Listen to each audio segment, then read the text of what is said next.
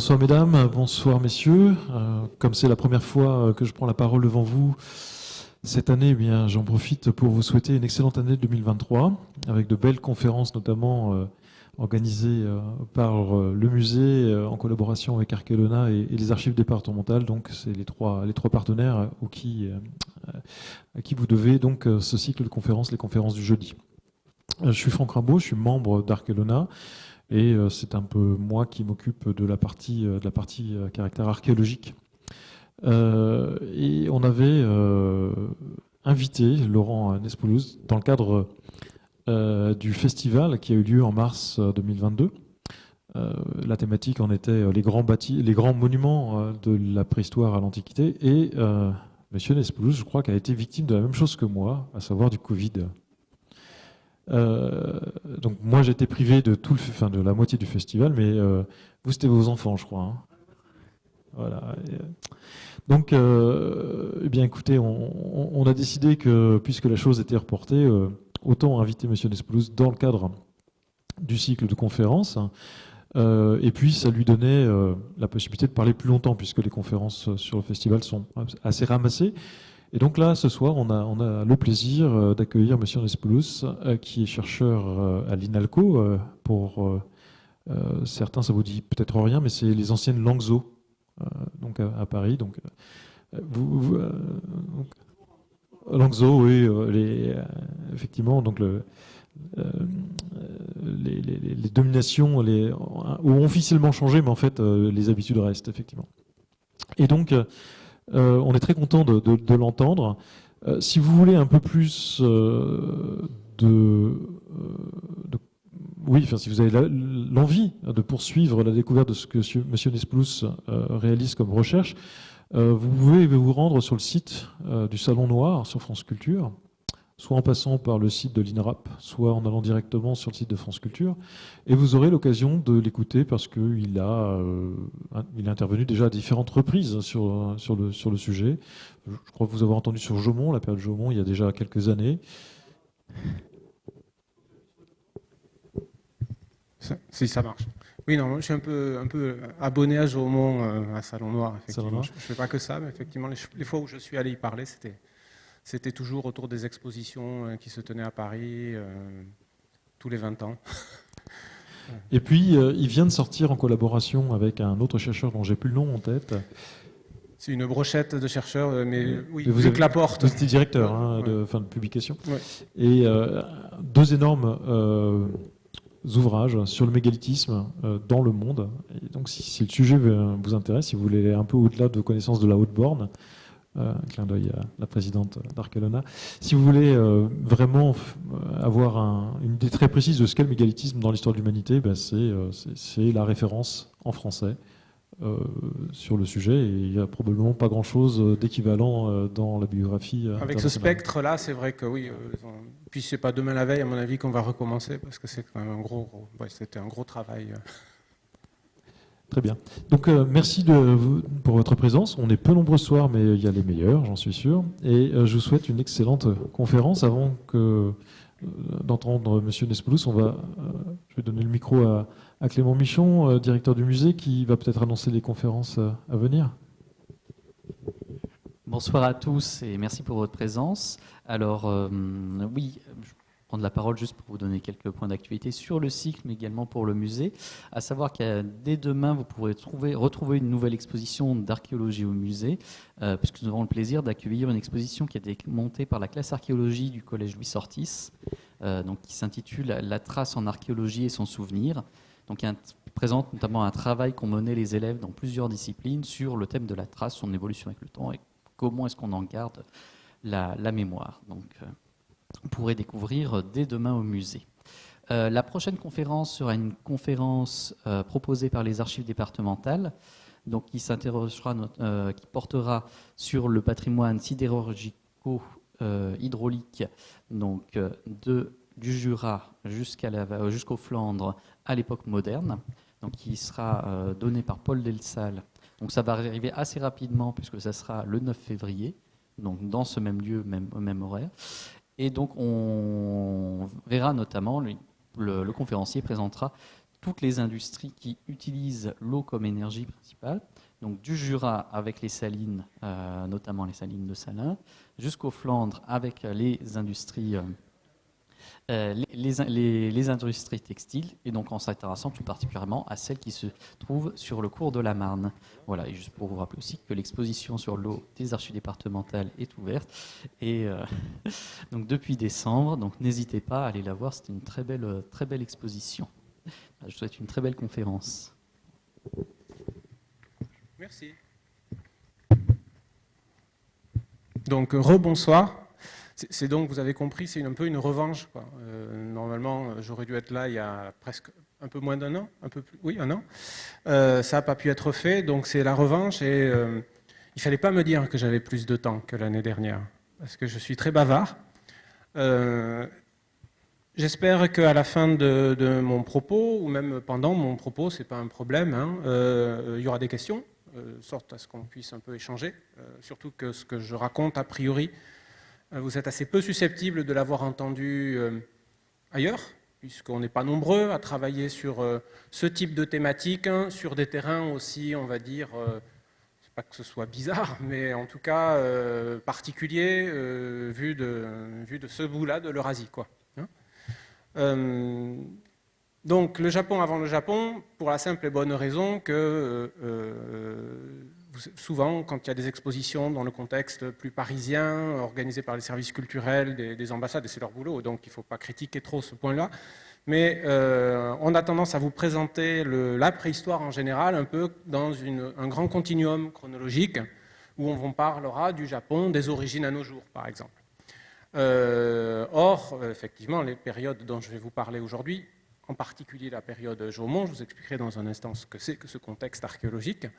On est des milliers d'années avant que n'existe un État qui s'appelle Japon, quoi, hein, tout simplement. Donc c'est pour ça que c'est le Japon avant le Japon. De la même manière qu'en France, ça vous viendrait sans doute à l'esprit de personne d'imaginer que Lascaux c'est la France, hein, ou que les Mérovingiens c'est les Français. Vous voyez ce que je veux dire? On est vraiment dans une perspective d'essayer de comprendre les sociétés dans leur contexte chrono-culturel respectif. Deuxième chose peut-être un petit peu particulière, c'est d'aborder la question du mégalithisme pour l'archipel japonais. Le Japon n'est pas une région de la planète qui s'impose naturellement dans les esprits comme recelant des trésors de mégalithes, si vous voulez.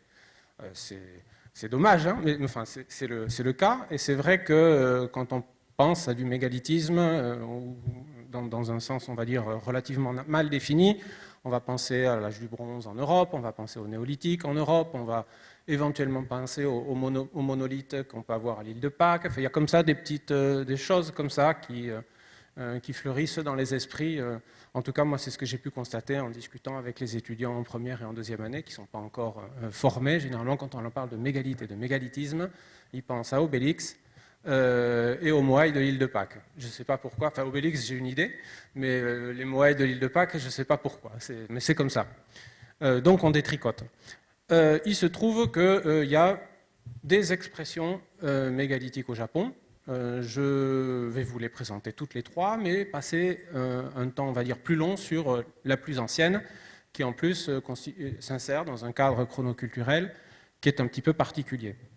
Alors, comme vous le savez, en Europe, on aime bien les mégalithes. Il y a des dolmens dans la plupart des régions, on va dire, de la moitié ouest de la France. J'ai appris qu'il y avait un menhir pas très loin d'ici. Donc le mégalithisme, c'est quand même quelque chose qui intéresse les Européens depuis très longtemps. Ça remonte même aux origines de l'antiquarisme, hein, où on a des relevés. Donc c'est un intérêt qui est ancien. Dit comme ça, on a l'impression que c'est un truc particulièrement européen, une lubie particulièrement ouest-européenne. C'est pas faux. Mais il se trouve que quand on est en contact avec des chercheurs d'autres horizons, d'autres continents, ça les intéresse eux aussi. En tout cas, quand on les amène sur les sites, ils sont tout contents. Ils sont ravis de comparer avec ce qui ressemble le plus à ce qu'il y a là, chez eux. Le problème que ça pose toutefois, c'est que dans les contextes extra-européens, d'une manière générale, les mégalithes, le mégalithisme, ce n'est pas un sujet à proprement parler. C'est pour ça que je vous disais tout à l'heure que c'était sans doute une lubie un petit peu européenne, c'est-à-dire que se poser la question de est-ce qu'il y a des mégalithes, on va les dater, les considérer, si vous voulez, comme une catégorie d'objets à étudier à proprement parler, c'est quelque chose qui est assez européen. Et c'est ce qui fait que quand vous allez aller dans d'autres pays qui sont pas sous influence, on va dire, des cadres de pensée de l'archéologie occidentale, quand bien même nous, Européens, en se promenant, on voit des mégalithes, les collègues localement ne vont pas étiqueter ces mégalithes comme étant des mégalithes. Ils les associent à d'autres contextes chronoculturels. Ce qui veut dire que vous pouvez vous promener au Japon, voir des monuments qui sont fort anciens. Vous vous dites, ah tiens, ça c'est un dolmen. Puis vous vous en ouvrez aux collègues japonais et il est tout étonné que vous considériez que ça puisse être un dolmen. Pour tout un tas de raisons qui sont que quand vous êtes en dehors de l'Europe, généralement, un mégalithe, c'est quelque chose qui est lié à des sociétés extrêmement structurées, avec une très forte verticalité. Généralement, les premières sociétés agricoles, on est dans des sociétés agraires, avec une très forte hiérarchie sociale, une très forte verticalité, un très fort dénivelé social. On est dans un contexte éventuellement, là aussi, de funéraires élitaires de l'âge du bronze, toujours européen, en fonction des pays. Et donc, il est évident que pour un archéologue japonais, ces spécificités du mégalithisme en Europe font qu'il n'y a pas de mégalithisme ailleurs, puisque c'est associé aux cultures de l'âge du bronze ouest-européen, ça monte jusqu'au nord de l'Europe, ou au néolithique. Et donc, du coup, la conclusion, c'est il n'y a pas de mégalithes au Japon, par exemple. Sauf que quand vous vous promenez au Japon, de toute évidence, il y a des mégalithes. Donc, on ne va pas les appeler des mégalithes, mais ce sont des mégalithes. Et donc, il y a tout un travail, si vous voulez,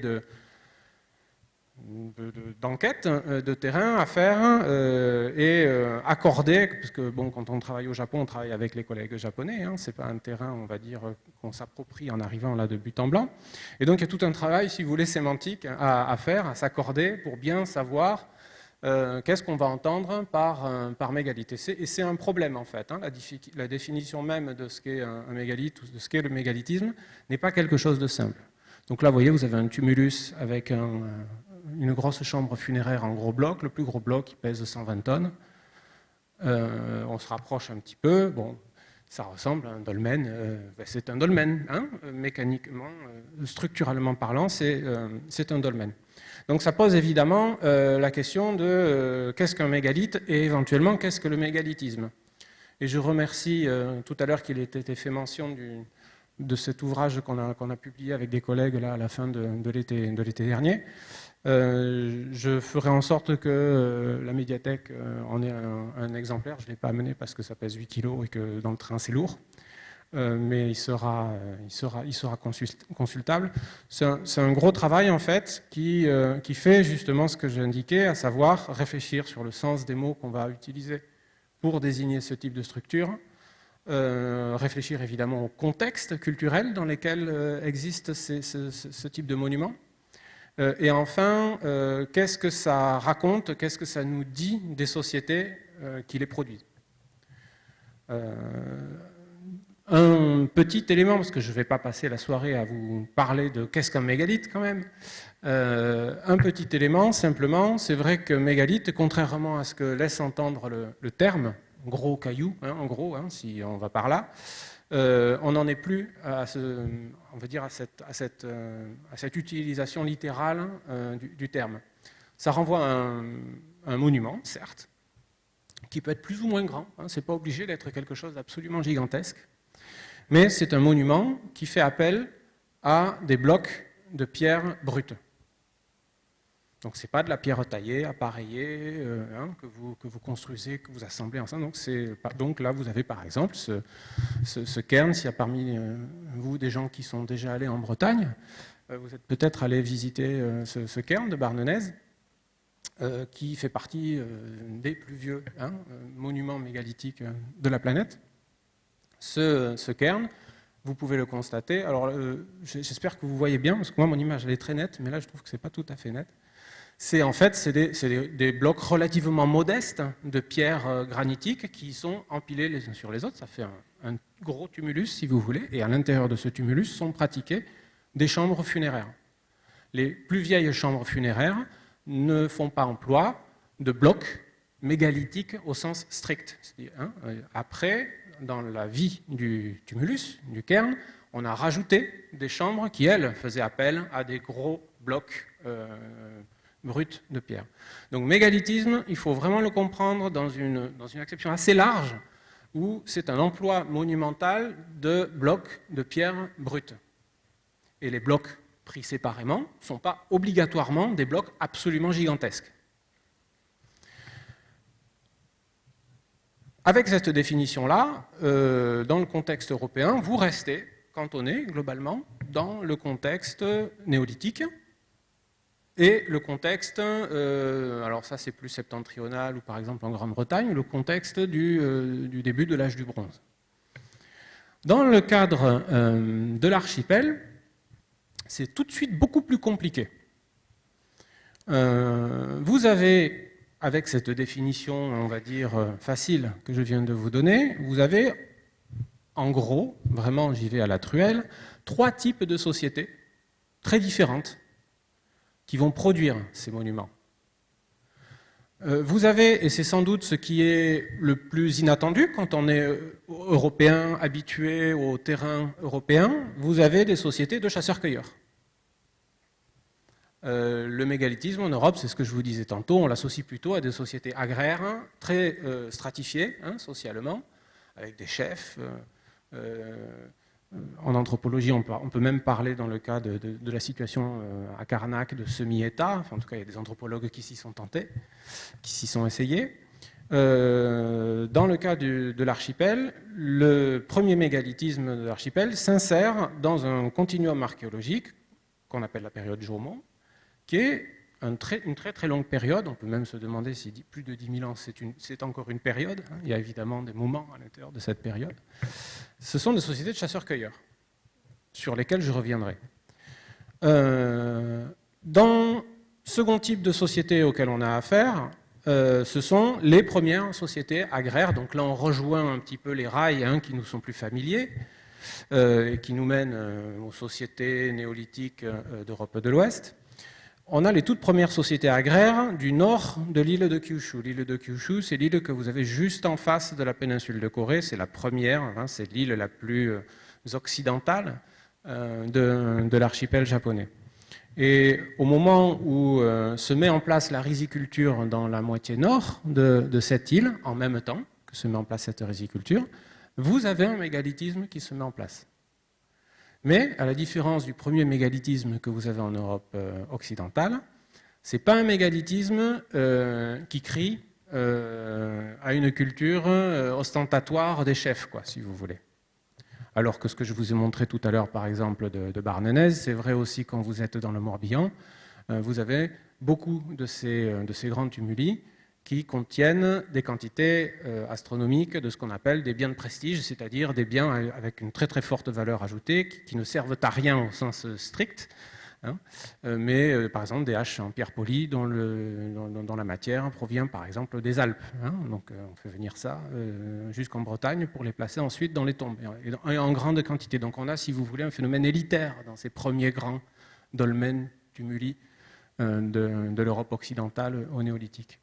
Le mégalithisme qui se met en place au début, à la naissance de ces sociétés rizicoles au Japon, est un mégalithisme relativement discret. Je vous montrerai ensuite des photos. Et à l'intérieur de ces tombes, on ne trouve pas, on va dire, une culture matérielle funéraire qui soit exubérante. Donc le premier mégalithisme est plutôt discret, alors que le premier mégalithisme en Europe, il est plutôt, au contraire, très tapageur, si vous voulez. Et enfin, on a un dernier contexte. On a l'impression du coup que tout est à l'envers, mais on a un dernier contexte où là on a le mégalithisme qui correspond au dolmen de la photo que je vous ai présentée tout à l'heure, où on a des chambres funéraires gigantesques. Bon, je mesure 1m92, vous tenez 2 personnes comme moi debout dans la chambre funéraire, par exemple, ce qui veut dire que vous êtes avec des chambres funéraires qui sont gigantesques pour un monsieur qui mesure 1m55. Ou une madame, puisqu'en fait on ne sait pas. Le problème du Japon, c'est que comme les sols sont très acides, on retrouve quasiment jamais les dépouilles humaines, et donc on a beaucoup de mal justement à savoir si c'était une tombe de femme ou une tombe d'homme. Mais dans tous les cas, on a affaire à des, si vous voulez, à des tombes princières, quoi, compte tenu de la débauche d'énergie qu'il faut pour réaliser ces grandes sépultures. Les tumulus de ces sépultures, par ailleurs, au Japon, peuvent faire jusqu'à 400 mètres de long. C'est parmi les plus grandes tombes jamais construites, si vous voulez, en taille. Je parle simplement de la taille, je ne parle pas de la complexité des matériaux à mobiliser. Donc vous voyez, ça fait 3 contextes très très très différents, qui n'ont pas de rapport les uns avec les autres, parce qu'entre chacun de ces mégalithismes, vous avez des hiatus chronologiques. Donc on a vraiment affaire, non pas à l'évolution d'un phénomène depuis les sociétés de chasseurs-cueilleurs vers les premiers paysans, puis ensuite vers, on va dire, l'arrivée de l'État ou l'arrivée des premiers princes, quoi, si vous voulez. Ce n'est pas, on va dire, quelque chose de progressif. On a affaire à 3 types de sociétés qui sont tout à fait différentes. Et en cela, le Japon est effectivement un terrain d'étude qui est assez intéressant, puisque c'est stimulant d'avoir 3 types de sociétés qui sont tout à fait différentes, qui n'ont rien en commun, mais qui produisent quand même du mégalithisme. Donc pour réfléchir à ce qu'est ce type de monument, c'est un terrain qui est très stimulant.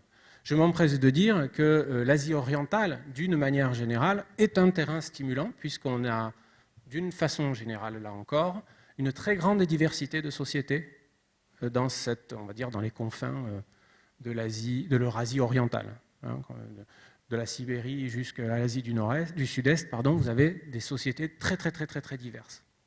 Là où c'est vrai que de l'autre côté, notre côté de l'Eurasie, on a, là aussi je simplifie, mais on a des sociétés qui sont culturellement, économiquement plus homogènes sur leur fondement, si vous voulez, sur leur base.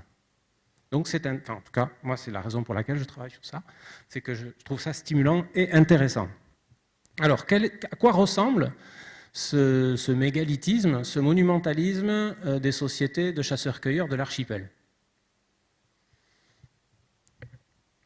Son expression la plus, on va dire, photogénique, c'est ce que vous avez là, c'est-à-dire ce sont des cercles de pierre. C'est des petits cercles de pierre.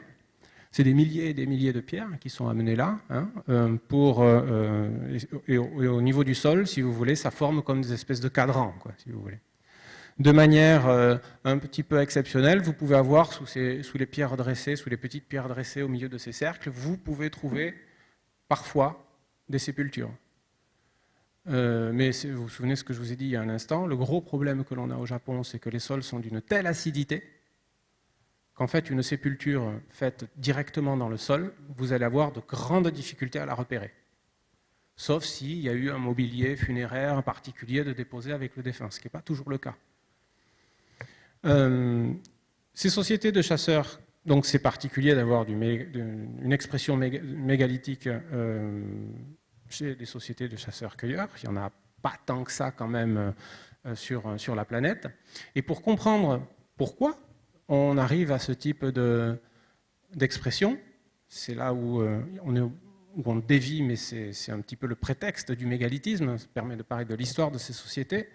On en est obligé à réfléchir sur ce que sont ces sociétés de chasseurs-cueilleurs.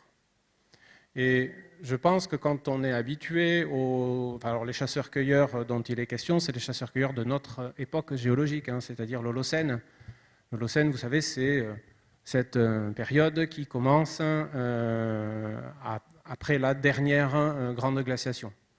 Donc, il y a 10 000 ans, vous pouvez vous dire, on démarre notre propre époque écologique. Et puis, il y a, pendant 5 000 ans, ça dépend des régions, une augmentation constante des températures. Et puis, on atteint un pic. Les paléoclimatologues parlent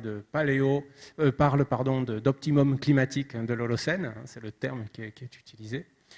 Vers moins 4000, en gros, on a un climat global, et dans le cas de l'archipel, ce climat global, il est supérieur de 2 à 3 degrés aux températures que nous connaissons Alors pas pour longtemps, mais encore maintenant.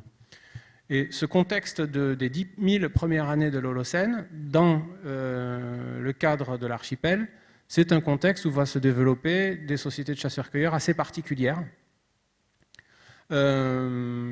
qui sont des sociétés de chasseurs-cueilleurs comme le sont certaines sociétés de chasseurs-cueilleurs après le Paléolithique en Europe. Donc ça ressemble à du Mésolithique, vous voyez, si le terme vous dit quelque chose, ça reste des chasseurs-cueilleurs, mais c'est des chasseurs-cueilleurs dans la forêt tempérée, quoi, si vous voulez. Sauf que dans le cas de l'archipel, les conditions climatiques sont vraiment exceptionnelles. On a, avec une augmentation de la température, ça veut dire qu'en fait, il y a plus d'humidité aussi, donc il y a plus de pluviométrie, plus de chaleur. Et donc, en fait, par rapport à de nos jours, on a une plus grande diversité de niches écologiques qui caractérisent l'archipel. Et à l'intérieur de ces niches écologiques, du coup, vous allez avoir toute une variété d'essences d'arbres, une grande variété d'arbres portant des glands, donc des chênes, le dit plus facilement, plus simplement, mais il n'y a pas que des chênes qui portent les glands en fait. On a des arbres qui portent des marrons, des arbres qui portent des châtaignes, on a des tubercules, on a vraiment une très très grande richesse, si vous voulez, du milieu qui se met en place, qui n'a pas d'équivalent dans le monde eurasiatique occidental.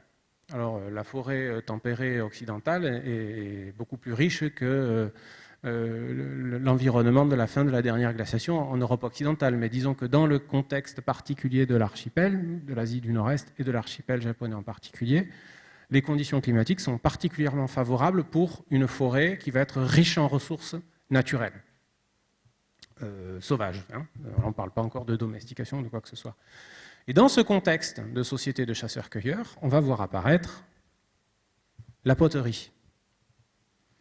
Si vous vous souvenez de ce qu'on vous a raconté à l'école, en général, enfin en tout cas moi c'est ce qu'on me racontait quand j'étais enfant à l'école, on vous raconte que la poterie c'est quelque chose qui vient avec les sociétés néolithiques, c'est-à-dire les premières sociétés agraires. En gros des sociétés qui cultivent leur subsistance, qui élèvent des animaux. La poterie servant notamment beaucoup à stocker les récoltes, puisqu'évidemment, quand on récolte, c'est bien, on peut manger, mais il faut aussi stocker les semences pour l'année suivante. Donc la problématique du stockage n'est pas un gadget, c'est vraiment quelque chose qui est absolument central. C'est pour ça qu'on retrouve des traces de silos, des traces de greniers, dès qu'on a des sites un petit peu groupés, un petit peu complexes. Dans le cas de la période Jomon, on n'a pas la moindre trace de domestication ou de culture de plantes végétales, ni d'élevage d'animaux. Donc on est dans un contexte où la poterie fait son apparition, est inventée. Alors ce n'est pas qu'au Japon, c'est aussi le cas dans les parties plus méridionales de la Sibérie, vers la mer du Japon, c'est aussi le cas dans des régions plus septentrionales de la péninsule de Corée, donc des régions, si vous voulez, dont le climat est un petit peu le même. Dans ce contexte-là, on va voir apparaître la poterie. Dans le cas du Japon, les plus vieilles poteries datent de moins 13 000, donc c'est effectivement très ancien, c'est parmi les poteries les plus anciennes de notre espèce. Et dans le cas de la Sibérie, on doit pouvoir remonter à moins 15 000, alors c'est toujours à prendre des pincettes. Dans le cas du Japon, on est à peu près sûr parce qu'il y a de grosses quantités de prélèvements, donc on peut vérifier, si vous voulez, régulièrement que les datations, le calage stratigraphique des sites archéologiques est bien le bon. Dans le cas russe, ça marche à peu près. Et dans le cas chinois, on a un peu plus dans les régions plus au sud, on aurait des premières poteries entre moins 18 000 et moins 16 000. Alors moi, ça me paraît très vieux, mais bon, ce sont les résultats qui sont sortis, mais c'est toujours dans des contextes climatiques où on a une forêt tempérée, chaude et humide qui se développe. Alors à quoi sert cette poterie? La question, elle tient à ça, en fait. La poterie Jomon, quand on vous en parle, en général, c'est pour vous présenter des jolis pots. Chaque 20 ans, chaque 20 ans, pour l'instant il n'y en a eu que 2, on verra dans 20 ans si on a une nouvelle, mais c'est vrai qu'assez régulièrement on a comme ça des expositions qui tournent autour de la période de Jaumont. Et dans ces expositions, on a cœur à vous présenter des poteries qui sont des réalisations qui sont tout à fait spectaculaires, avec des décors plastiques assez extraordinaires. Et donc c'est vrai que c'est une manière de lier dans la muséographie un type de poterie à quelque chose qui a une valeur artistique de nos jours dans nos yeux. Et c'est tout à fait vrai que la poterie Jaumont est également caractérisée par un niveau de technicité, si vous voulez, de ces potiers qu'on n'imagine pas en général pour des sociétés de chasseurs-cueilleurs, en tout cas dans le contexte ouest-européen. Mais c'est un petit peu quand même un traquenard, cette façon de vous vendre la poterie Jaumont, parce que si on vous la présente comme ça, on ne comprend pas pourquoi tout d'un coup on se met à faire de la poterie dans ces sociétés de chasseurs-cueilleurs de la fin de la dernière glaciation et du tout début de l'Holocène. Quand on fait vraiment le bilan de ce qu'est la poterie Jaumont, c'est plutôt des choses comme ça. Vous voyez que tout de suite, c'est beaucoup moins décoré, et 90% de la production en poterie du Jaumont, ce sont des pots comme ça, c'est-à-dire des pots qui servent à stocker des liquides ou des pots qui servent à cuire. L'essentiel en fait de la poterie Jaumont, c'est ça. Et ce qu'on a fini par comprendre en étudiant également tout l'outillage lithique de la période de Jaumont, c'est que cette poterie fait son apparition dans un contexte où, donc, comme je vous le disais tout à l'heure, il y a plein de glands, il y a plein de marrons, et les glands et les marrons, alors je n'irai pas jusqu'à dire que c'est délicieux, mais ça se mange en fait. Et c'est plein de bonnes choses pour vous, si. Le problème des glands, alors il existe des glands doux que vous pouvez consommer assez facilement, mais le problème des glands en général dans le cas de l'archipel, c'est qu'il y a aussi beaucoup de chênes qui portent des glands amers, c'est-à-dire qui ont un tanin tellement fort que ça vous provoque des urticaires, des allergies dans la bouche. J'en parle d'autant plus librement que j'ai essayé et que je ne pouvais plus parler pendant 2 jours. Ça fait gonfler les muqueuses, vous voyez. Mais c'est vrai que théoriquement, on se dit, si jamais on trouve un procédé qui rend comestible ces ressources qui ne sont pas comestibles, en fait, d'emblée, eh bien, en fait, les sociétés seraient capables d'avoir une manne, quasi illimitée d'aliments forestiers. Et c'est là que la poterie entre en jeu. La poterie, en fait, elle permet une chose que ne permettaient pas d'autres moyens de cuisson préexistants. Ça permet d'abord de tremper longtemps. Bon, ça, tremper, on pourrait tremper autrement. Mais surtout, ça permet des cuissons très très longues et lentes. Et ce qu'on sait, c'est que par exemple, ces glands, si vous les trempez et que vous les cuisez à 50-60 degrés pendant des heures, ils perdent leur tanin. Et une fois qu'ils ont perdu leur tanin, vous pouvez les consommer et vous avez des apports alimentaires qui sont tout à fait comparables à ce que vous auriez si vous mangiez des céréales, en fait.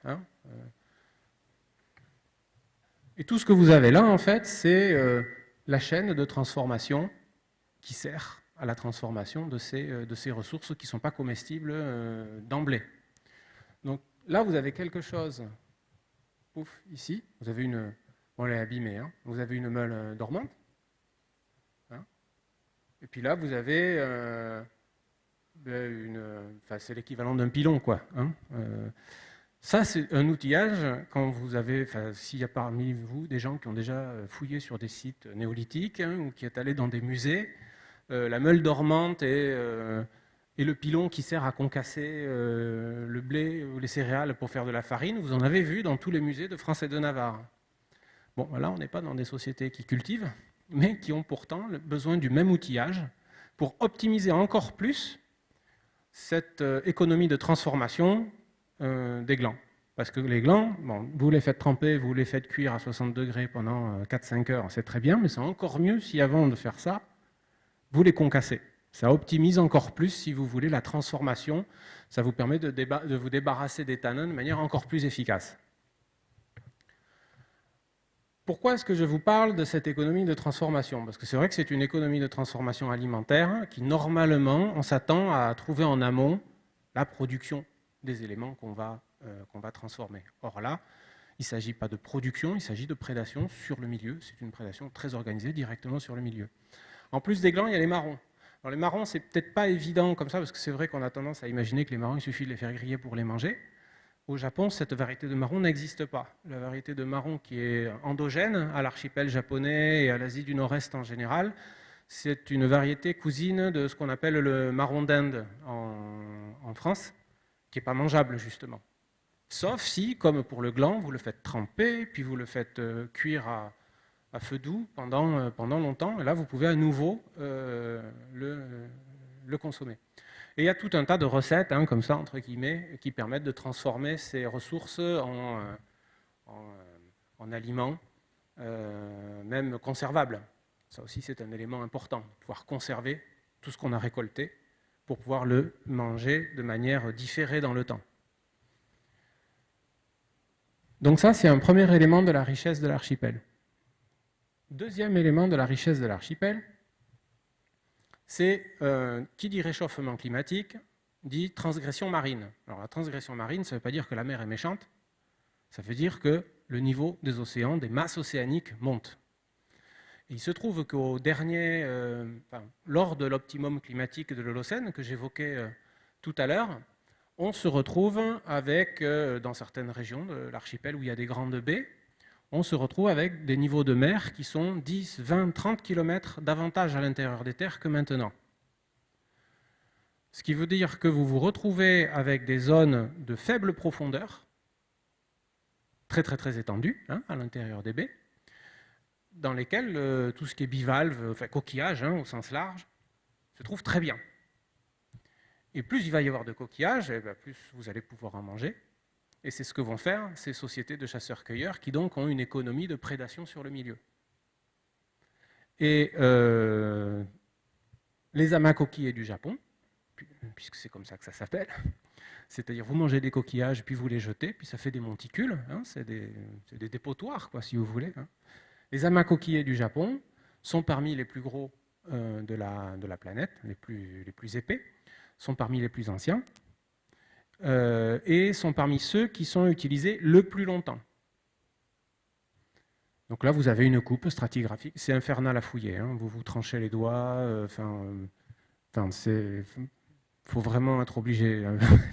C'est vraiment la punition. Moi, quand j'étais à l'université, quand on nous envoyait rendre service sur un amas coquillé, c'était vraiment la punition, quoi.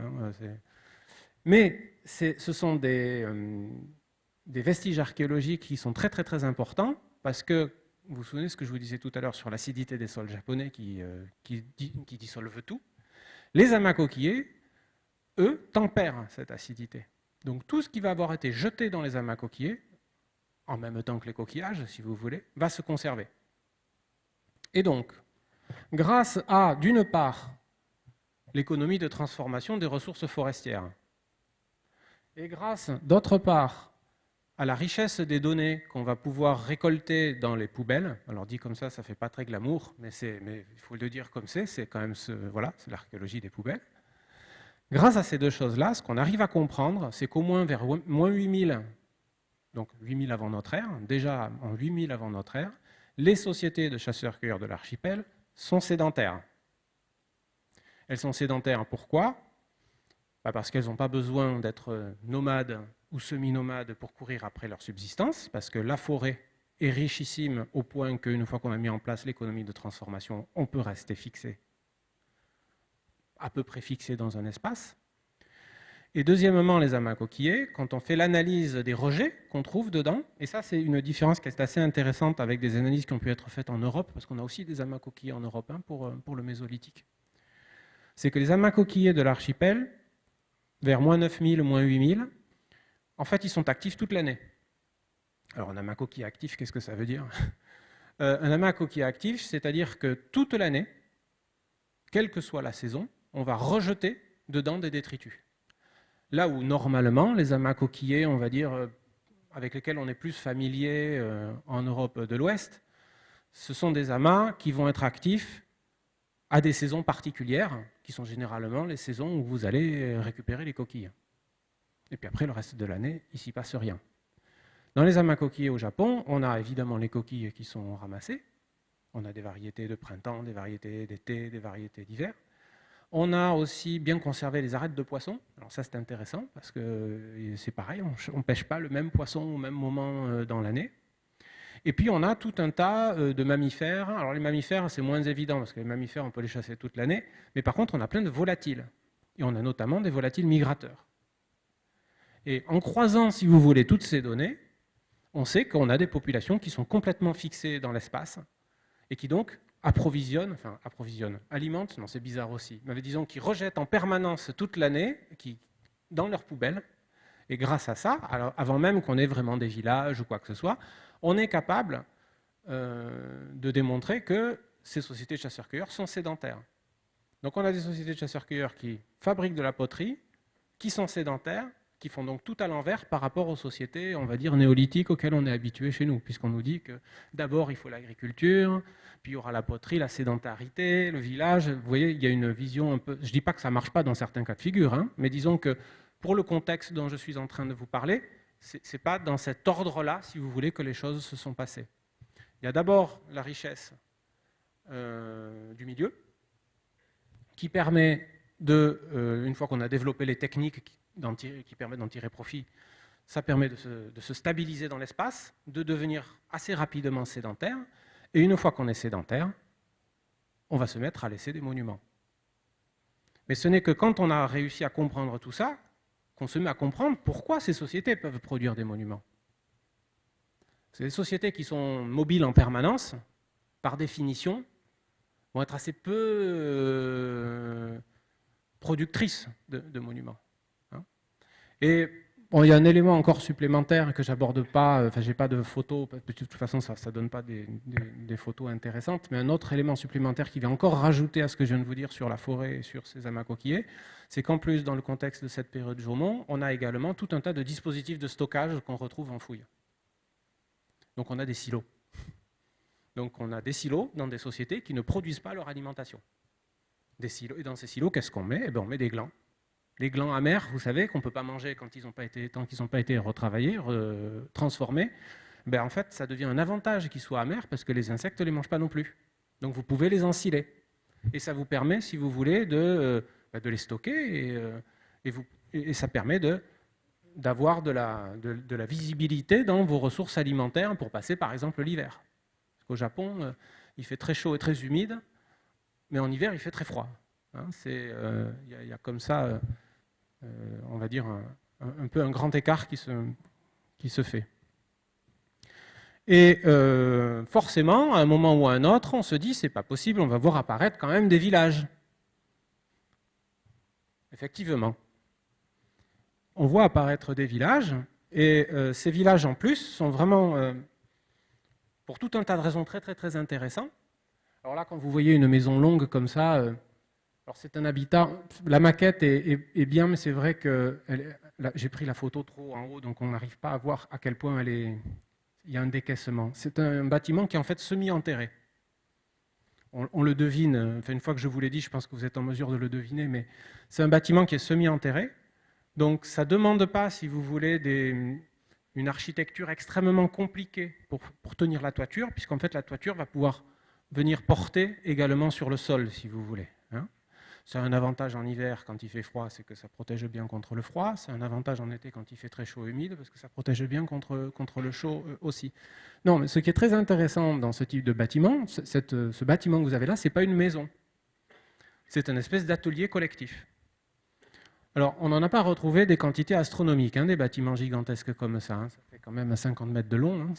Ça commence à faire des bâtiments. Vous voyez les longues maisons du néolithique que vous avez y compris dans la région, là. Généralement, les grandes, c'est 30-40 mètres. Donc, vous voyez, on est un peu sur le même type d'étiage, hein, quand même. C'est des très, très, très gros bâtiments collectifs qui demandent beaucoup d'énergie mobilisée à construire, quand même, parce que les poteaux qui sont utilisés ne sont pas ridicules. Et ce qui est intéressant, c'est que là-dedans, on a des traces de taille de la pierre, on a des traces de retraitement de ces glands et de ces marrons dont je vous parlais tout à l'heure. Et on a même des traces d'ensilage à l'intérieur même du bâtiment. Donc on est, si vous voulez, dans un bâtiment qui sert à tout, sauf à vivre dedans. Hein. C'est les activités collectives qui s'y déroulent. Alors, si on veut être franchement honnête, ce type de bâtiment-là concerne essentiellement le centre et le nord-est de l'archipel, qui sont justement ces régions où le couvert forestier est particulièrement riche. Par exemple, dans le grand ouest de l'archipel, c'est-à-dire les régions actuelles où vous avez Kyoto, Osaka et tout ça, vous n'avez pas ce type de bâtiment parce que la forêt n'a pas ce niveau, si vous voulez, de richesse. Donc il y a quand même une corrélation, il semble y avoir une corrélation assez directe entre ce que offre le milieu naturel, la réponse adaptative des sociétés humaines et ce que ça permet de faire ensuite encore en amont en matière d'organisation collective sociale. Donc même à l'intérieur du Japon, si vous voulez, vous avez une mosaïque assez compliquée. Parallèlement à ce type de bâtiment, vous avez aussi tout un tas de maisons. Pour le coup, c'est vraiment des maisons. C'est exactement le même type de bâtiment, sauf que c'est rond et que c'est tout petit. Et c'est assez intéressant sur le plan du fonctionnement interne de ces sociétés. Les archéologues au Japon interprètent ça comme des maisons, vous savez, de la famille nucléaire. En gros, vous avez le père, la mère et quelques enfants. Mais ce n'est pas des maisons collectives à l'intérieur desquelles vous auriez, je ne sais pas, 15-20 personnes qui habitent, comme ça existe dans le néolithique par ailleurs, ou en Chine même, où on a là des sociétés néolithiques avec des grandes maisons où tout le monde habite. On a donc l'impression que ces sociétés de chasseurs-cueilleurs gardent un module familial de fonctionnement qui ressemble à à l'image qu'on s'est toujours un peu fait des sociétés de chasseurs-cueilleurs, à savoir que l'essentiel de l'année, c'est des petits groupes. Vous voyez, parce que si on est trop nombreux, quand on est nomade ou semi-nomade, on va épuiser tout de suite les ressources sur lesquelles on exerce la prédation. Donc ça serait, si vous voulez, des espèces de survivance d'un mode de vie où on avait des unités comme ça plus fragmentées au sein de la société, mais regroupées là, dans ces cas-là, dans le cas de grands villages. Et ces grands villages sont quand même vraiment grands pour ce que c'est, hein, puisque on peut avoir jusqu'à 200 bâtiments fonctionnels en même temps. Donc ça fait quand même des populations de pas mal de monde, hein, tout ça. Donc ça fait jeu égal en matière, on va dire, de démographie, avec ce qu'on sait des sociétés sédentaires, néolithiques, par chez nous, si vous voulez. Sauf qu'on est toujours dans un modèle économique qui est fondé sur la prédation sur le milieu. C'est ce qui vaut parfois, à la période de Jomon, dans les médias japonais, une image un petit peu, vous savez, de société préhistorique, société d'abondance, où le milieu va bien, il est riche, il n'y a qu'à se baisser pour ramasser et se nourrir. C'est pas ça du tout. Hein. Justement, quand on voit le mode d'organisation de ces villages, on voit bien que tout est optimisé, que les gens travaillent beaucoup pour arriver à ce type de fonctionnement. Et par ailleurs, archéologiquement, on a même été capable de repérer des traces, puisque juste à côté, il était question de traces à l'exposition au musée. On a même été capable de retrouver des traces de surpêche, de surchasse, de surrécolte pendant ces périodes de faste climatique, si vous voulez. Alors, je ne suis pas en train de vous dire que parce qu'au moment de l'optimum climatique de l'Holocène, il y avait 3 degrés de plus, c'était mieux. Je ne suis pas en train de vous dire que du coup, nous, comme on va prendre 3 degrés de plus, ça va être mieux. Ce n'est pas ça que je suis en train de vous dire. On ne parle pas de la même densité démographique. Hein. Il n'y a pas de ville aux époques dont on est en train de parler. Hein. Il faut comparer que ce qui est comparable quand même.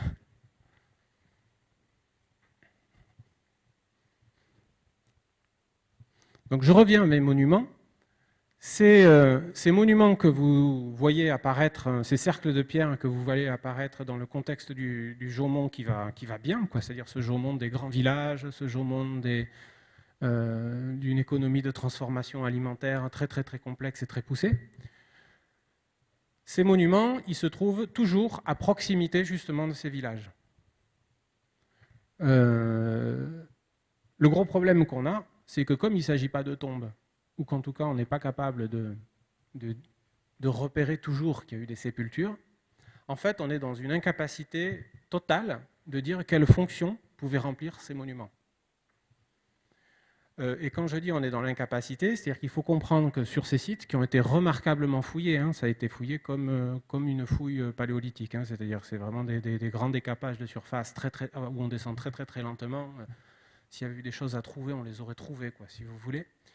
On ne trouve quasiment aucun reste archéologique. Donc on sait que collectivement les gens se sont organisés, on fait grandir ces espaces qui sont à proximité des villages. On a retrouvé des traces de trous de poteaux en périphérie de ces cercles qui indiquent qu'il y avait des bâtiments. Vous vous souvenez de la première photo que je vous ai montrée, mais on peut y retourner. Voilà, ça c'est une reconstitution. Par contre, les cercles c'est pas des reconstitutions, là ils sont bien en place. Mais... Donc on a quand même retrouvé des trous de poteaux. On en a déduit qu'il y avait des bâtiments. Alors ça c'est toujours le problème, hein. On retrouve les traces des trous de poteaux, mais sur des périodes comme ça, on n'a pas de traces de toiture, par exemple, hein. Donc ça pose toujours la question de, oui, est-ce qu'on a vraiment raison? Toujours compliqué. Donc on sait que c'est quelque chose qui est entretenu, qui fait l'objet d'un soin. Mais on n'est pas capable de dire ce que les populations pouvaient faire là-dessus. Donc de ce point de vue, on est perdant par rapport au mégalithisme funéraire, où au moins on sait que c'est des tombes, quoi. Parce qu'on a une chambre funéraire, on a des objets funéraires, on a du mobilier, on arrive à tirer des plans un peu sur la comète. Là, ici, on est vraiment dans une situation où on est face à des sociétés qui vont rester vraisemblablement pour très longtemps, quand même, voire pour toujours, assez mystérieuses sur... la charge qu'elle mettait, la signification qu'elle mettait dans ces monuments. Et ce n'est pas, on va dire, une spécificité liée à un village en particulier, hein. Dès qu'on a un village un peu grand, on se met à avoir ce type de monuments encadrant.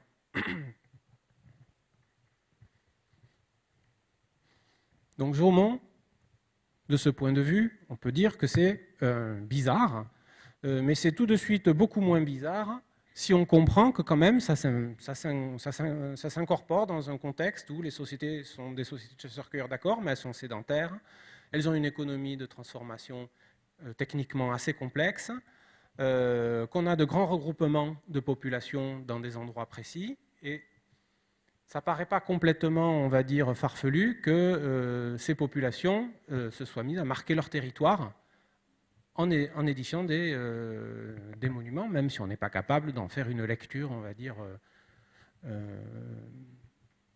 fine, quoi, enfin satisfaisante en tout cas. Donc ça, c'est le cas bizarre de la soirée, et il est déjà 19h28. On va passer à quelque chose qui est sans doute plus facile à comprendre, c'est ce cas du mégalithisme dans un contexte qui est agraire, cette fois-ci. On saute des milliers d'années, puisqu'en fait, ce mégalithisme de la période Jaumont, il s'étiole avec la fin des grands habitats groupés dont je vous parlais il y a un instant, c'est-à-dire qu'en gros, une fois qu'on a passé le cap de l'optimum climatique de l'Holocène, donc en gros vers moins 2500, par là, où la mer se met à repartir, on parle de régression marine cette fois-ci. Les températures sont en train de baisser, de descendre. Elles vont se stabiliser au début de notre ère à peu près pour être ce qu'on connaît là, hein, maintenant, en gros. Ce qui fait qu'au Japon, maintenant, vous avez en gros que 3 grandes niches écologiques, alors qu'au moment de ces mégalithes des chasseurs-cueilleurs, on en a 5 ou 6 niches écologiques différentes en termes de variété. Là, on est dans un contexte donc, de plusieurs milliers d'années plus tard. On est entre moins 800 et moins 500. On est dans le nord de l'île de Kyushu et on est en résonance. Alors là, pour le coup, on va dire, alors les Japonais là parlent de dolmens. Alors ce qui est assez amusant, c'est que ça ressemble pas à des dolmens. Hein, ce sont des grosses dalles, donc c'est quand même une table, si vous voulez, de ce point de vue, qui sont soutenues par des espèces de gros blocs de pierre. Ce n'est pas des montants, hein. C'est pour ça que je vous dis que ça ne ressemble pas à des dolmens, si on est un peu orthodoxe dans la définition du dolmen. Mais on voit bien qu'effectivement, ça fait comme des tables. Et en dessous de cette dalle, vous avez un réduit sépulcral qui peut être à même le sol ou qui peut être maçonné en pierre sèche. Une espèce de cyste, quoi, si vous voulez, hein, rectangulaire, et dans laquelle vous allez avoir donc une inhumation Ce qui est intéressant avec cette expression funéraire, qui là aussi va quand même avoir un caractère original, c'est qu'en fait, ce mode d'ensevelissement des morts, c'est le mode d'inhumation le plus fréquent dans la péninsule de Corée, entre moins 800 et moins 500. Donc ça revient à dire que fondamentalement, il y a des gens qui ont débarqué de la péninsule de Corée, qui ont sans doute amené avec eux la riziculture, qui était déjà installée, et ils ont amené avec eux tout un tas d'éléments caractéristiques de leur univers mental, à savoir aussi les funérailles. Mais là où l'explication diffusionniste au sens strict tombe à court, c'est que l'inhumation elle-même, c'est-à-dire sous la dalle, ne se fait pas de la même manière que dans la péninsule de Corée. C'est-à-dire que sous ces grosses dalles que vous avez là, le défunt, il est généralement posé en position fléchie dans la tombe, alors que dans la péninsule de Corée, les gens dorment confortablement sur le dos. Alors, ça peut paraître anecdotique, mais la position du mort dans la tombe, en anthropologie funéraire, on considère que c'est quelque chose de très très très important. On n'est pas toujours capable de dire pourquoi, dans des contextes anciens, mais ça n'est pas anodin de, par exemple, attacher un défunt et de le poser en position fléchie dans une sépulture ou de le mettre en repos, tranquille, sur le dos. Ça peut être lié à des conceptions en rapport avec la peur du retour des morts. Il peut y avoir plein de choses qui expliquent, on a tout un tas d'exemples ethnographiques sur ces questions-là, pour d'autres sociétés et des périodes plus récentes, qui laissent réfléchir au fait que le dépôt du mort dans sa tombe n'est pas quelque chose d'anodin. Même s'il faut aussi accepter que, on ne le saura peut-être jamais. Enfin, dans ce cas-là, le dépôt du défunt dans la tombe, il est le même que dans celui des sociétés de la période Jomon.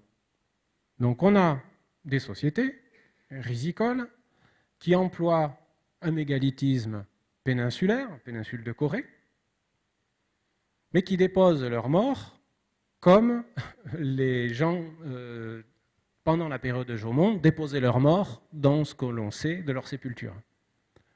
Donc on a une hybridation, si vous voulez, culturelle là, qui est à l'œuvre. Et une fois qu'on va avoir passé les 3 premiers siècles, on va dire, d'introduction de la riziculture dans le nord de cette île de Kyushu, en fait, ce type de sépulture, on n'en fera plus. Donc, si vous voulez, c'est un mégalithisme très éphémère, qui est un vrai mégalithisme, alors que dans le cas de la péninsule de Corée, on va continuer à en faire, des tombeaux mégalithiques, on ne va jamais arrêter d'en faire, en fait, dans la péninsule de Corée. Mais dans le cadre de l'archipel japonais, dans le nord de Kyushu, on se met à faire comme dans la péninsule de Corée, puis au bout de 300 ans, en gros, on arrête.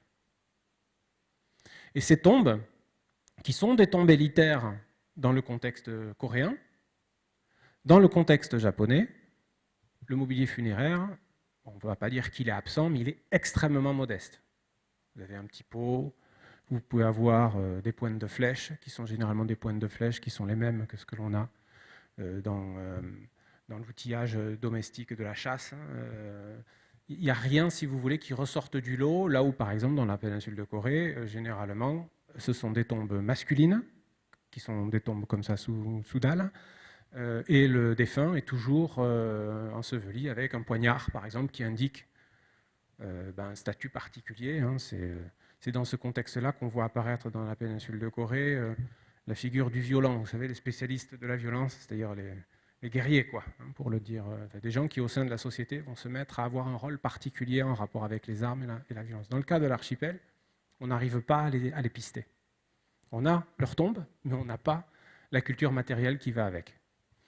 Donc c'est un mégalithisme un peu bizarre, quoi, de ce point de vue, si on le compare avec celui de la péninsule de Corée, mais qui s'explique assez bien si on veut bien considérer que, bon d'accord, on a des nouveaux arrivants depuis la péninsule de Corée, mais ils n'ont pas remplacé les populations qui existaient déjà auparavant. Ils ont bien dû s'appuyer sur les populations Jomon pour circuler dans l'archipel et s'implanter aux bons endroits qu'il fallait pour mettre en rizière. Parce que la riziculture, vous ne pouvez pas la faire n'importe où, vous avez besoin de la faire le long des cours d'eau, pour que lorsqu'il y a des crues, ça remplisse les rizières. La rizière, c'est quelque chose d'assez exigeant, donc, comme vous pouvez l'imaginer. Donc ça, c'est encore un de ces cas de figure de sépulture soudale du début donc, de la période Yayoi, qui est vraiment limité à l'extrême nord de Kyushu. Donc je vous dis, c'est un mégalithisme éphémère et micro-régional à l'échelle de l'archipel japonais, mais qui est en fait une extension d'une pratique qui existe déjà dans la péninsule de Corée, même si elle va être modifiée. Et puis on va encore avoir un hiatus de 700 ans, avant de voir à nouveau une nouvelle forme de mégalithisme faire son apparition, cette fois-ci dans des sociétés où là il n'y a plus de doute, on est face à des sociétés qui connaissent les chefs. En gros, c'est des sociétés à chefs, des chefferies. À partir du début de notre ère au Japon, partout dans l'ouest de l'archipel, dans chaque région, vous allez avoir un phénomène élitaire prononcé se mettre en marche et imprimer sa marque sur les coutumes funéraires qui entourent donc la mort des personnages importants. Et il se trouve que on se met à avoir les premiers grands tumuli, si on est sérieux, connus de l'archipel. Donc le phénomène des tombes à tumulus, au Japon, on ne peut pas dire qu'il soit très ancien, hein, à la différence de l'Europe, hein, où on a des tumulus depuis des phases assez anciennes du néolithique. Dans le contexte de l'archipel, c'est quelque chose qui vraiment tourne autour du début de notre ère. Et ça commence assez fort, puisqu'on peut avoir ce genre de tumulus qui font jusqu'à 150 mètres de long. Ça commence à être long quand même. Vous voyez qu'il a une forme un petit peu particulière, qu'il n'est pas remonté de pierre tout autour, et que dans la partie sommitale du tertre, du tumulus, où est pratiquée la tombe, vous allez avoir ces espèces de gigantesques pierres dressées. Là, celle que vous avez au fond à gauche là, sur le dessin, c'est celle que vous avez là. Elle fait 25 tonnes, ce n'est pas des petits cailloux quand même. Donc là, on tombe dans quelque chose qui littéralement du mégalithisme. On est face en fait à des tombes qui impliquent des grands travaux. Donc c'est toute la société qui est mobilisée pour édifier des tombeaux qui commencent à être gigantesques et à monter en plus donc des pierres sur la partie sommitale du tertre funéraire. Ce qui est intéressant à préciser, c'est qu'en Europe, généralement, on parle de tombes sous tumulus. Vous savez, vous avez la tombe qui est au ras du sol ou sous le sol, sous le niveau du sol, puis par-dessus, vous avez le tumulus, qui marque la tombe, si vous voulez. Dans le cas de l'archipel, ce n'est pas du tout comme ça que ça fonctionne. Vous avez d'abord le tumulus, et la tombe est pratiquée dans la partie sommitale du tumulus, ce qui veut dire que la tombe, en fait, est en élévation, hein, elle est en hauteur. Ce qui pose tout un tas de problèmes, d'ailleurs, de conservation hein, de ces tombes, parce que quand vous avez des gros blocs mégalithiques sur un tertre en terre, au Japon, comme vous savez, il y a des typhons, il pleut beaucoup, il y a des tremblements de terre, donc vous ne retrouvez quand même pas les tombes dans leur état, on va dire, de départ. Hein, et vous avez un phénomène de tassement, si vous voulez, qui peut endommager les tertres assez facilement. Et ce qui est très intéressant, c'est que face à ces dégradations naturelles liées aux conditions environnementales du Japon, on va très vite avoir une adaptation des techniques de construction des tombes, qui fait qu'en fait, à partir du IIIe siècle, en gros, hein, les grands tumulus qui sont construits ont plutôt bien résisté aux tremblements de terre, aux intempéries japonaises, en tout cas mieux que bien des maisons construites de nos jours. En même temps, on n'habite pas dans un tumulus, on est d'accord. Hein. À partir donc, du début de notre ère, en fait, ça va être l'escalade. Chaque région va se mettre à rivaliser, va se mettre à mettre au point son tumulus de chef. Donc là, tout à l'heure, on était dans la région de Okayama. Okayama, c'est la région qui donne sur la mer intérieure du Japon. Ça, on est sur la mer du Japon. Et vous avez là ces espèces de tertres bizarres avec des angles en projection. Vous voyez, on se retrouve vers le IIe siècle de notre ère avec trois grandes aires différentes qui se font une compétition à la culture, enfin, au sanctuaire funéraire et qui ont chacune des tertres différents, hein, mais également des pratiques de dépôt d'objets différents. Donc, c'est du mégalithisme dans le sens où on va mobiliser des grosses pierres comme ça. C'est du mégalithisme aussi dans un certain sens, puisque sur ces grands tertres de terre, on va les parementer de blocs de pierre. Vous avez là, alors ça c'est plus petit hein, comme tertre. Vous voyez, vous avez un fossé.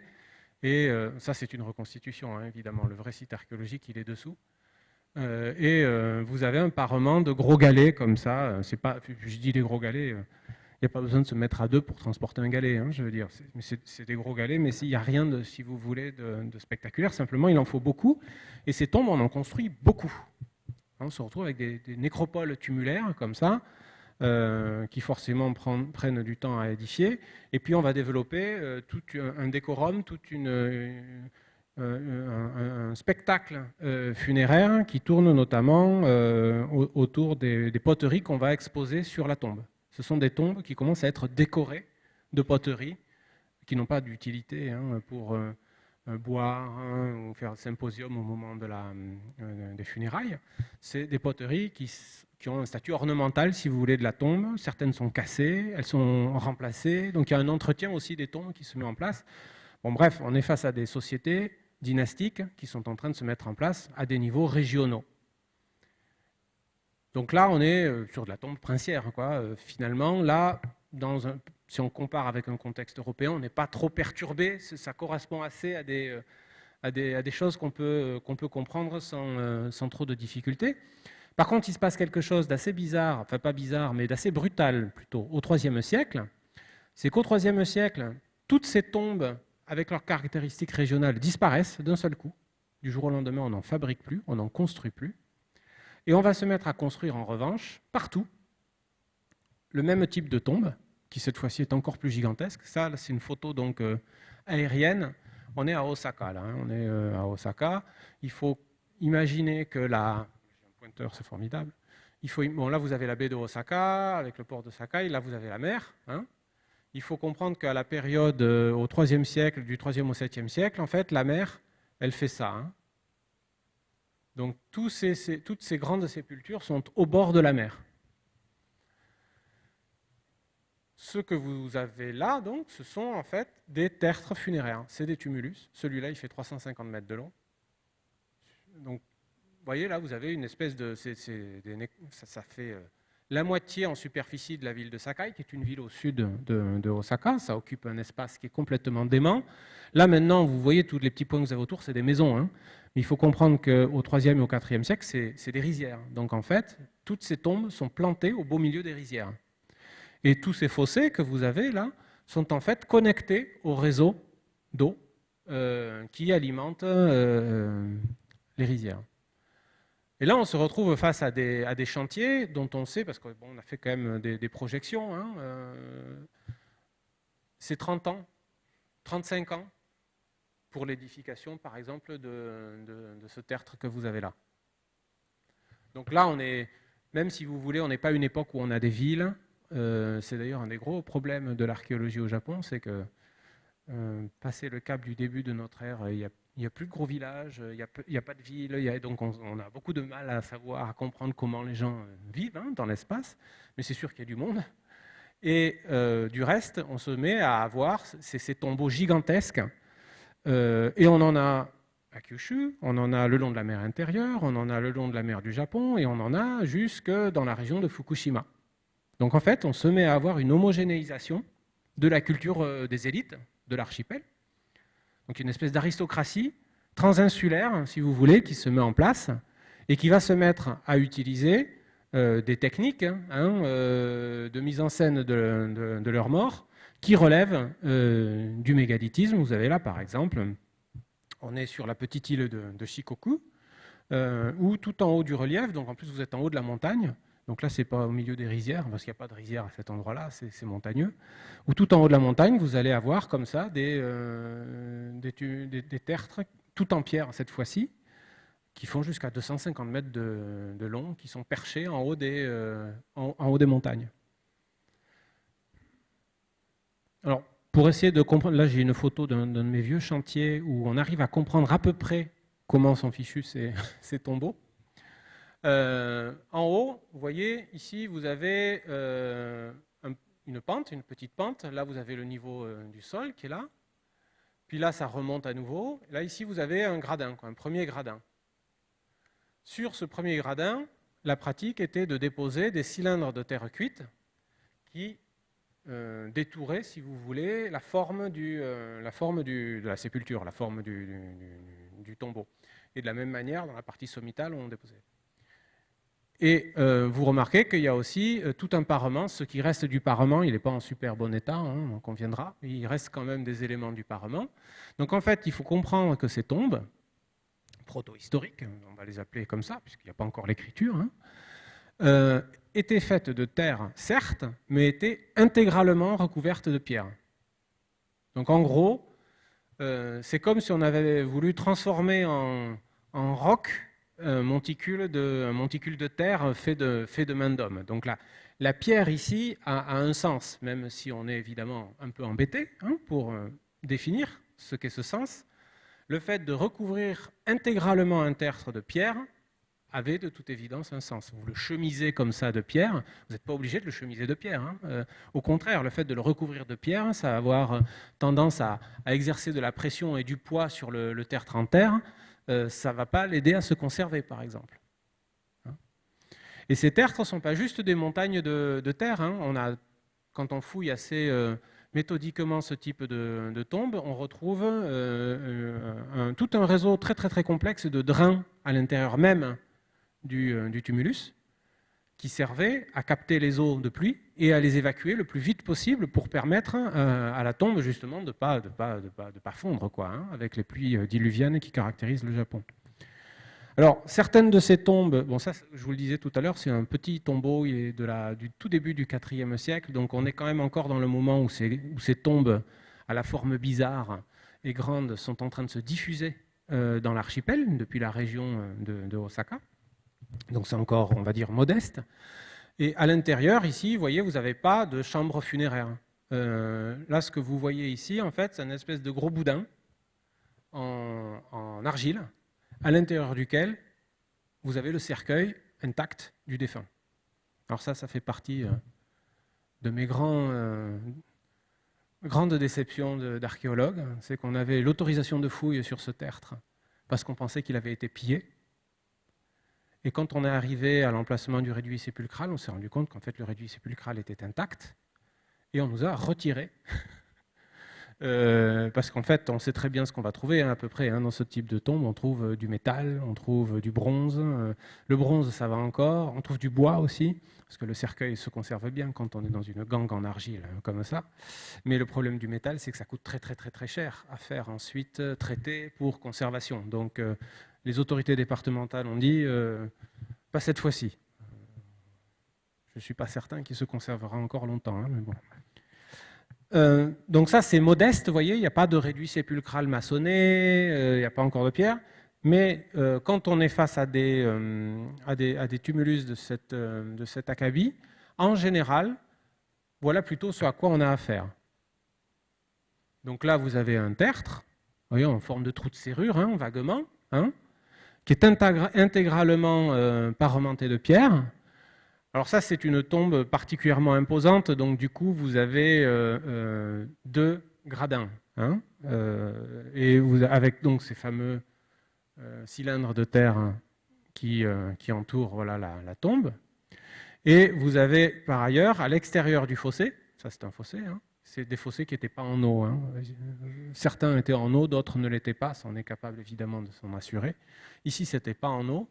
Et par contre, sur le talus, hein, du fossé, on a aussi retrouvé des mises en scène comme ça de ces figurines en terre cuite qui semblent en fait reproduire le rite funéraire lui-même. Donc on a des dames habillées en costume, on a des musiciens, on a des animaux, on a, vous voyez, des espèces de comme ça de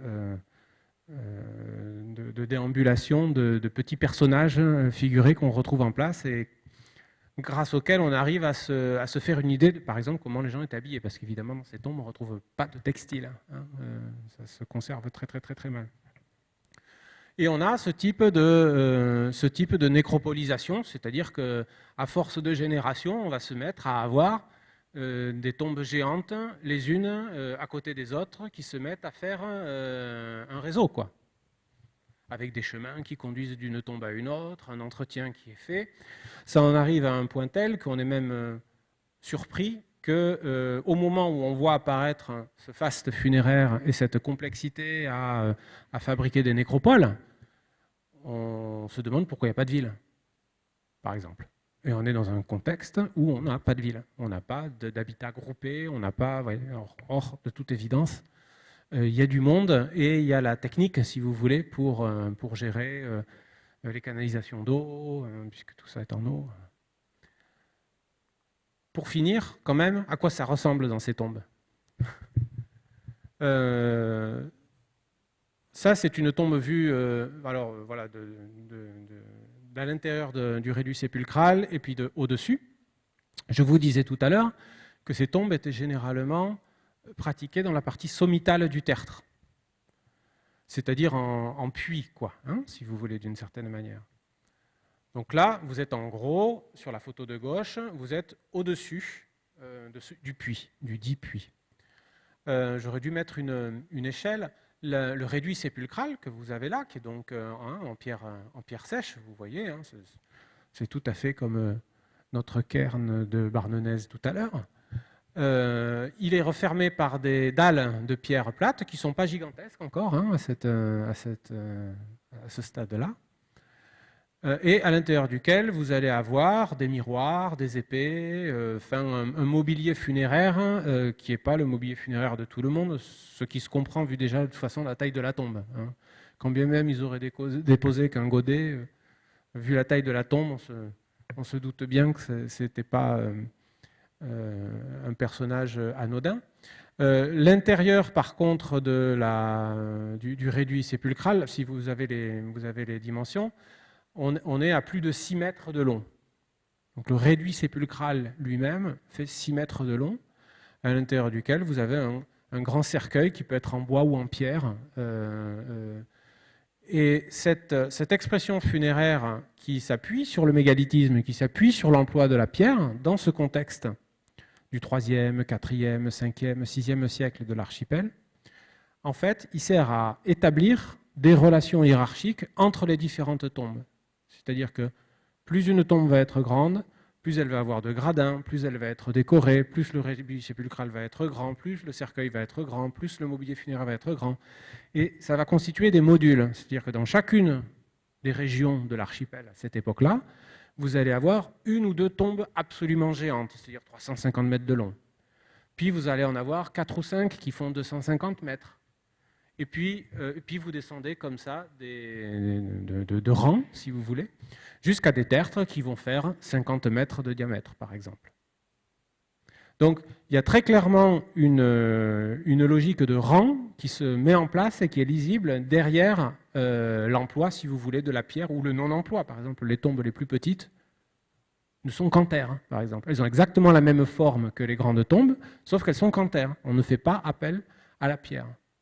Donc il y a très clairement une logique, si vous voulez, pyramidale dans la construction de ces tombes, pyramidale au sens de la société, hein, pas au sens de on se met à construire des pyramides, vous avez compris.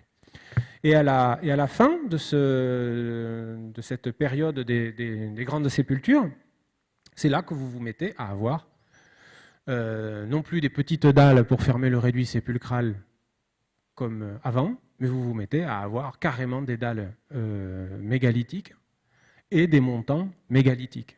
On sort, si vous voulez, du règne de la pierre sèche. Enfin, c'est toujours de la pierre sèche, mais vous comprenez ce que je veux dire. Là, on est carrément avec des blocs.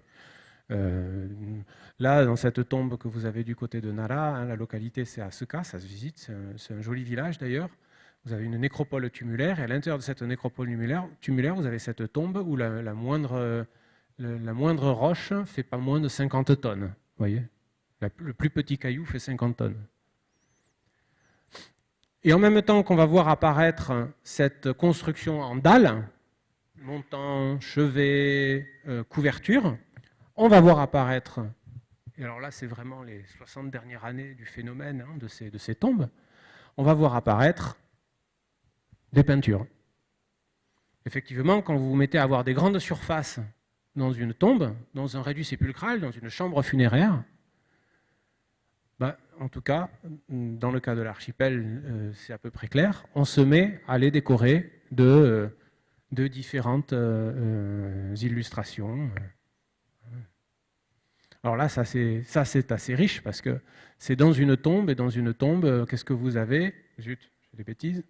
Vous avez un bateau avec un oiseau qu'on pense être un oiseau psychopompe. Vous savez, c'est ces oiseaux qui guident l'âme du défunt dans l'au-delà. On a un symbole solaire que vous retrouvez ici. On a des espèces de grenouilles crapauds bizarres dont on ne sait pas du tout ce que c'est, faut être clair, mais dont on a des exemples également sous forme de modolithes gravés.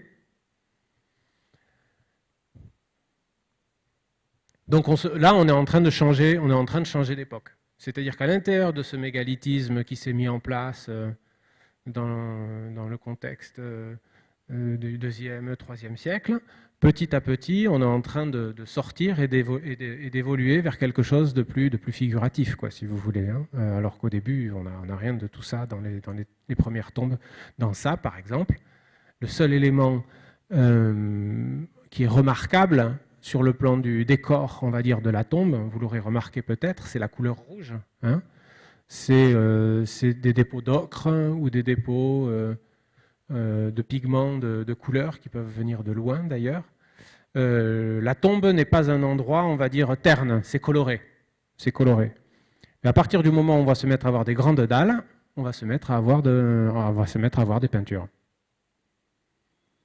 Et ça, c'est la fin du contexte mégalithique proto-historique.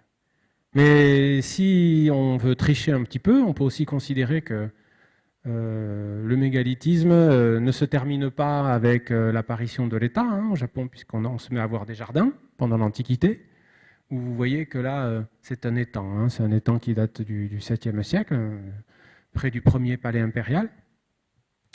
Et vous remarquerez qu'il n'y a pas deux pierres qui fassent la même taille, qui aient la même forme, et donc on utilise des blocs bruts. Ce n'est pas quelque chose qui est considéré comme élégant dans le monde chinois, vous voyez, par exemple. Donc là, c'est pareil, on reste sur une utilisation qui ressemble quand même beaucoup à celle de la pierre sur les parements funéraires, même si, au moment où on voit apparaître ce genre de jardin et d'étangs, on cesse de fabriquer les grandes tombes à tumulus. Ça, par exemple, alors là, pour le coup, on fait un saut là aussi. On est en plein Moyen-Âge au Japon. On a comme ça des jardins où on va se mettre à avoir une espèce de menhir là, entouré de pierres. Toutes ces pierres, c'est des pierres qui ont été apportées. Il n'y a rien de naturel en place. C'est des pierres brutes qui ont été apportées. L'arbre a été planté et devant, vous avez un petit étang, un jardin, on va dire entre guillemets à la japonaise, vous voyez, mais qui fait appel qu'à de la pierre brute. Donc, c'est un des éléments d'ailleurs du livre dont je vous parlais tout à l'heure, c'est-à-dire que le mégalithisme, dans certains pays, il est toujours vivant. Vous avez des îles, par exemple, dans le Pacifique. Là, je ne parle pas des Moaïs. Vous avez des îles dans le Pacifique où on a encore des dolmens qui sont construits et qui sont entretenus. Donc le mégalithisme, dans certaines sociétés actuelles, est toujours actif, est toujours vivant. Et pour peu qu'on regarde, j'éloigne mon micro, pour peu qu'on regarde bien les choses, on peut quand même avoir, si vous voulez, une réflexion sur l'utilisation de la pierre brute. Et la dernière étape, si on voulait être cohérent, mais ça ce sera pour une autre fois, et puis les chercheurs ne sont pas tous d'accord les uns avec les autres à ce sujet, c'est pourquoi la pierre brute finalement? Pourquoi la pierre brute chez les chasseurs-cueilleurs? Pourquoi la pierre brute chez les premiers paysans? Pourquoi la pierre brute dans un contexte princier où en plus on a les techniques pour pourtant tailler des cailloux bien carrés si on veut construire entre guillemets proprement? Bref. je termine en finalement ouvrant sur une question. Et puis j'ai trop parlé.